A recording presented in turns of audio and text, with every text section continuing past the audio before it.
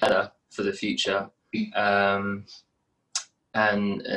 do great things that the older generations have kind of left under a rock and kind of not spoke about, or just kind of ignored things, to the point where now the younger generation have to step forward and try and do something before it's almost too late. So I think was just kind of an unfair view.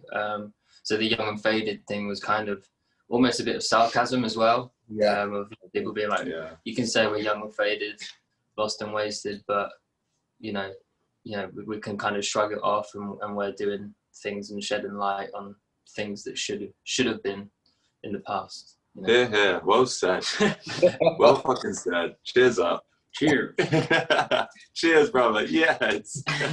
And this generation, they can do things that we like. I'm probably a generation a little bit above you guys. I'm in my 30s, and you guys are in your late 20s, right? We're like 27, so we're not far off. So when I was younger, we can do a lot of that shit, the editing, the music, and are you really lazy? You know what I mean? No, exactly. Go in. I dare you to open up TikTok. A lot of these guys have their own independent news, because we can't, in the United States, we can't trust our news. We can't trust our media because they don't. Yeah. So when I have, I don't mind getting my news from a 22-year-old, as long as it's facts. As long as it's true, real, authentic. Completely agree. 100%. Like well said. There's like so many, even like, it sounds weird to say, but like, going to Instagram, like I follow accounts that are from younger people that have got videos and like facts and news about awful things that are happening all over the world that the news won't show you, so it's like, it's so fucked up that you have to go to Instagram to find out the real shit, it's like, do you know what, like a really good example is like the Black Lives Matter movement. Like a lot of things and footage and videos and photos, and I feel like you wouldn't have got to see if it wasn't thanks to social media platforms, and that's a prime example of it's a powerful tool. It can be used in really positive ways. It's almost just questioning and putting pressure on what we thought was leadership. So many young people out there doing food reviews, and it's a way. Maybe are there people that are fame chasing? Maybe, you know what I mean? But lately, I don't think that's it. And nor do I think, is there this, like, is there sort of a stigma that self-centeredness too? I don't even see that, because I see a lot more people helping in the generation behind me than I do the generation in front of me. Yeah, agreed. Because I think there comes a part to play when it's like, when you're of an older generation, you kind of, when the new generations come in and things get brought to light that haven't been touched on before in your generation, you're kind of already, you're used to that, and you're kind of set in your ways almost. It's very hard to, break out of that and kind of understand things from a different perspective. It's crazy. Oh, well said. I just hope Black Mirror comes true, any Black Mirror episode. Mirror. Mate, they're great, right? They're gnarly. Are you guys Black Mirror fans? I've seen a few, yeah. We are. There's loads now. We used to watch it when it first ever came out over here, and now there's so many. But yeah, it's so clever. It is. Charlie Booker's the shit, man. He's a genius, isn't he? Yeah, I love him. I love 30 Questions, everything. Everything, right? Right? Like Joe Rogan, he's in the same vein. There's no such thing as like, oh, that's definite, and that's it. You know what I mean? Yeah. We'll figure it out. Totally. I was going through you guys' YouTube channel. Your neighbors hate you or what? Probably. To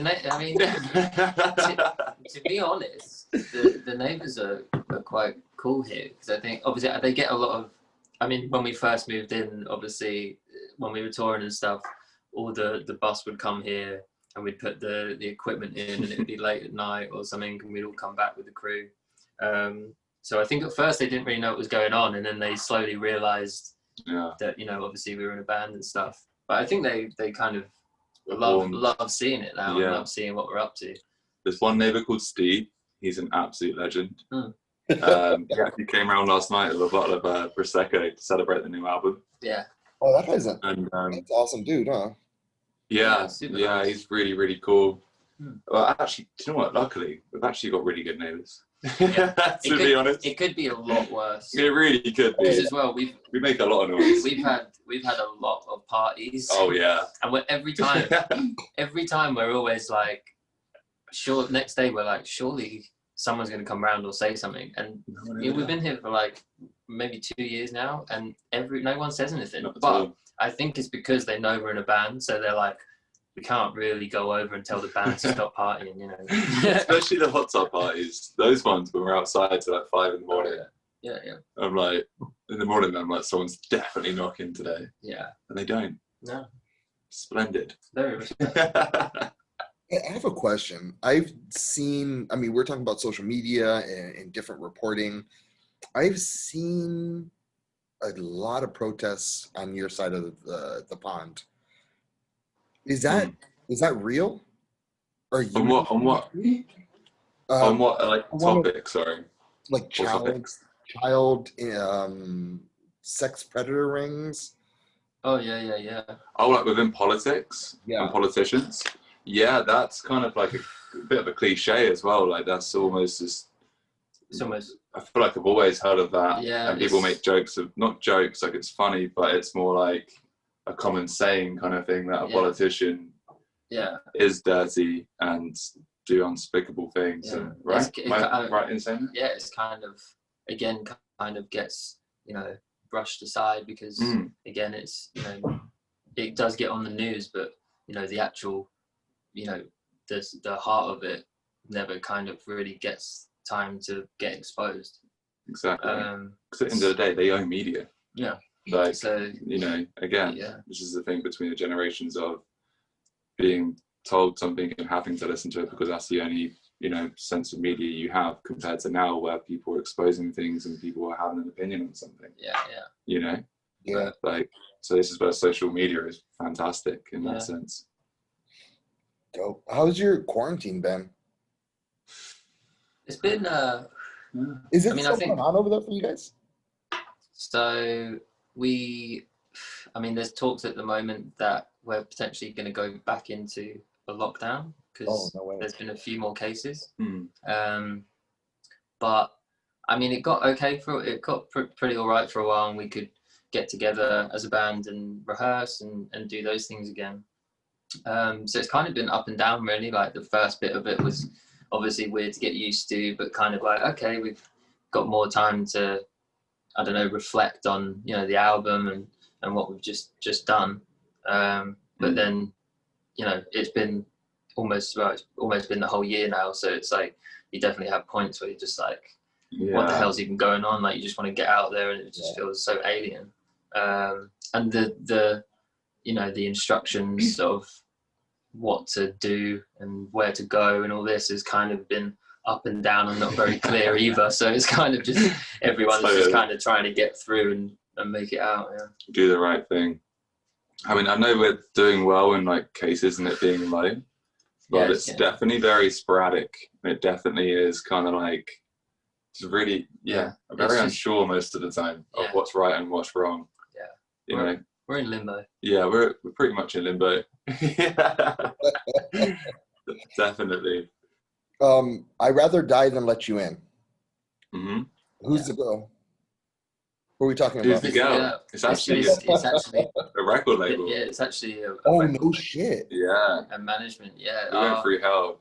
Our previous record label. So the second album was out like 2 years ago, or nearly 3 maybe.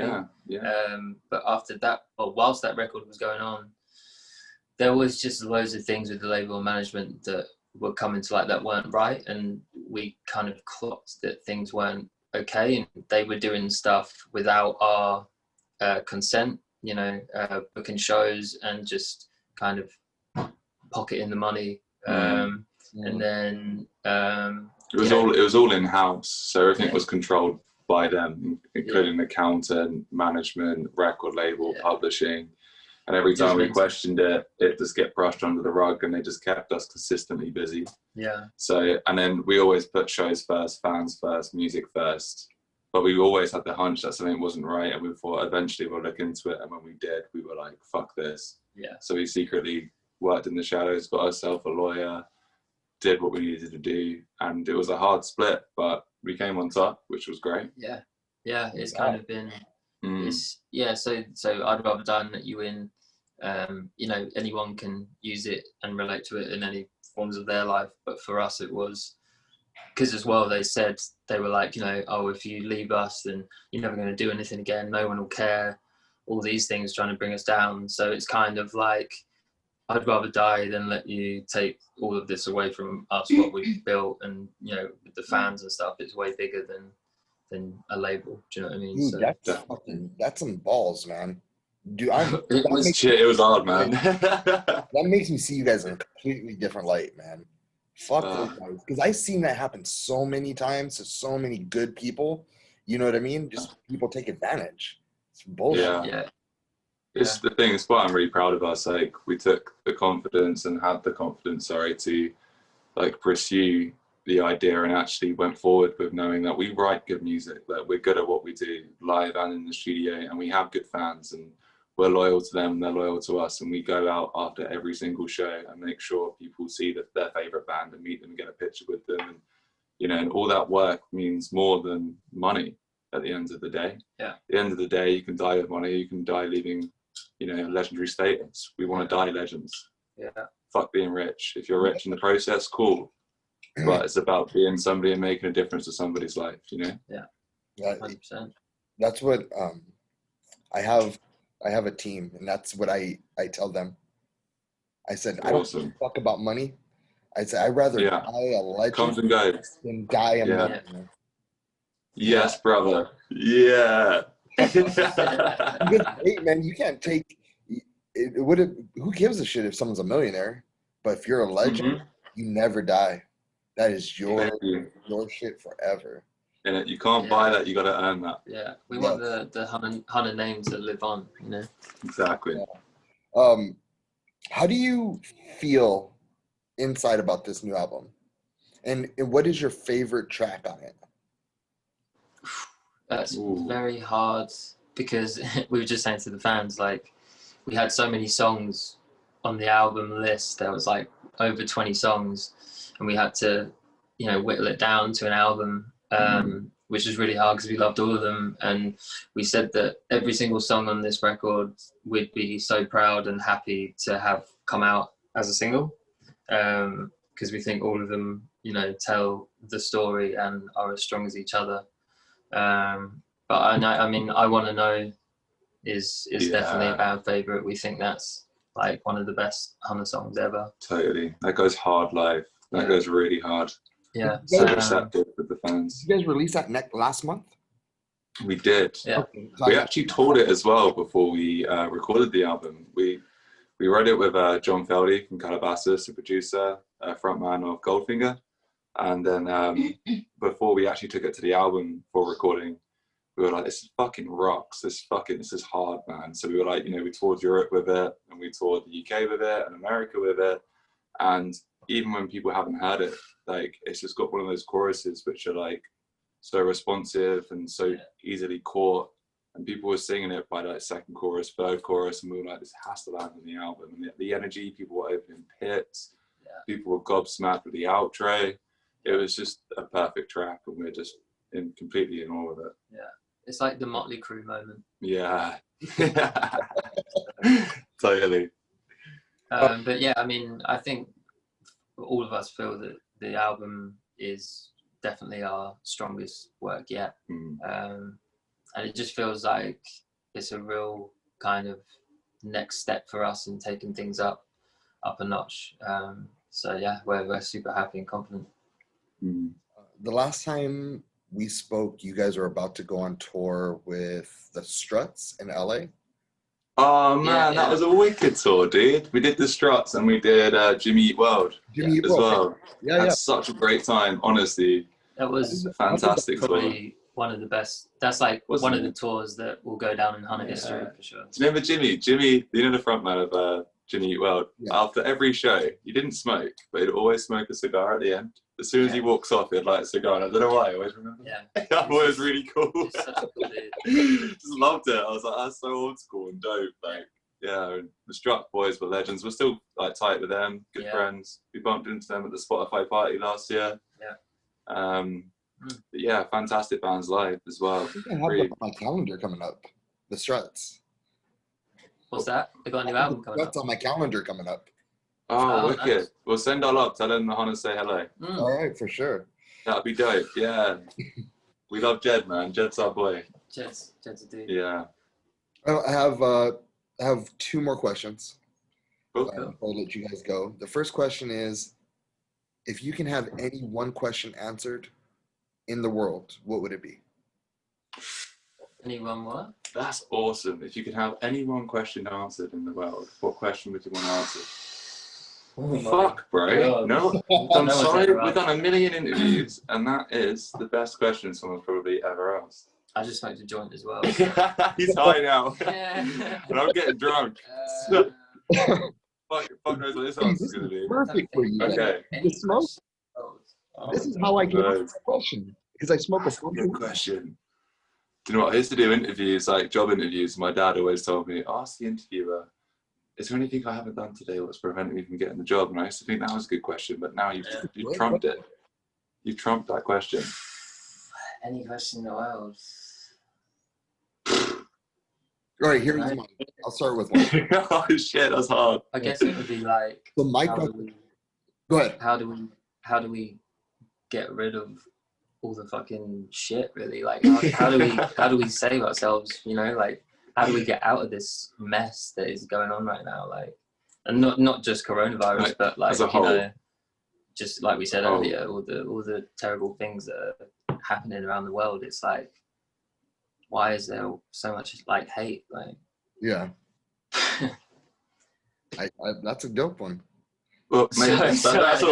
It's better than me. I'm literally still stumped. I'm like, all right. My question would be, how did human beings come to be on Earth? What is the origin of humans? Oh shit, that's good. That's good, nice. Dude. Like a God question. Yes. Like is it God? Is it science? What do you think? It's like Prometheus. Great movie. I think. Yeah. Do you have a thought on your question? I want to think that it's God. Yeah. Yeah. But then if you say that it's God, then it sort of makes us super egotistical. Like we're the spirits. Like you see dogs. Dogs are wonderful creatures. Monkeys, these squirrels, birds. Mm-hmm. They're not. They're not going to go to heaven, or they don't have eternal life. But I think. But they're beings like us. I think that we were here. We were animals. I think something came to Earth, and they altered our DNA. There is proof. Oh, I love it. It's like Prometheus. It's literally like. So I love science. I love science. I'm all into that shit. I watched all that sci-fi shit. I love that shit, dude. I love it. And there's so much critical evidence that supports stuff like that too. That's what I think. But why is a whole nother story, Yeah. Well, that is a great question. We need both of them answered. Yes, we do. Someone out there needs to answer. On that topic, bro, have you ever watched the Bob Lazar documentary? Yes, I have. How fucking great is that? Dude, and how great is it that our FBI over here, they just released documents. Yes. Oh my God. Right, dude. I know. Dude, me and my lighting guy, love this. And we talk about it all the time. We were trying to get signed prints from Bob Lazar. And because he's an engineer. Have you watched it yet? I've watched some of his. I've watched some of his stuff. But fascinating, and it's factual. And I can tell you're a factual kind of guy. You like facts. And evidence, facts. That's why I love it. I love it. They end up saying through the things that that came out that Bob Lazar was right. They did reverse engineer multiple UFOs, and he thinks that the aliens that they found were actually cyborgs because there was no headphones on the boat, on the ship. Yeah. Fuck, it's fascinating. Honestly, he fascinates me. His story, everything that supports it is wild. And you know, I also have this perception of I'm not religious. I'm factual and scientific, and I believe in what I see and know. And like in that sense, with that kind of stuff, it is factual, and I can't be so ignorant or so closed-minded to think that we're the only people in this entire galaxy and universe. Like, if one world was formed from science and how it was, then I'm sure like there could be another one somewhere somehow, and this one was more advanced in technology. Then it's potentially possible that someone is more further ahead than us and is doing things what we can't do yet for the next thousands of years. Get me? Like, here, I'm going to say some shit that might question. It might come from the Earth, inside the Earth. Have you heard of Admiral Byrd? I'm not going to lie. No, I haven't. Okay, so back in like the 40s, the U.S. government hired him to inspect, or 30s probably, to fly over the North Pole and the South Pole. When he flew over the North Pole, there was a hole inside the Earth. He saw it as he was flying by. He saw green, all white, and in the hole, there's a bunch of green. So he goes inside of it, and he, according to him, that there is life inside of that, like an energy source.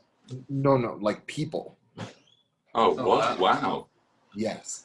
That don't come out. It's warm in there because of the lava, the core of our Earth, and supposedly there's life. Oh, I love that. I'm gonna look into that. Can you say his name one more time? Sorry. Admiral Byrd. B-Y-R-D. There's a bunch of documentaries in there. In love with that. I'm gonna tell my lighting guy for sure, man. He probably already knows. Yes. All right, guys, dude, thank you so much. You guys have always been cool with me and good to our organization.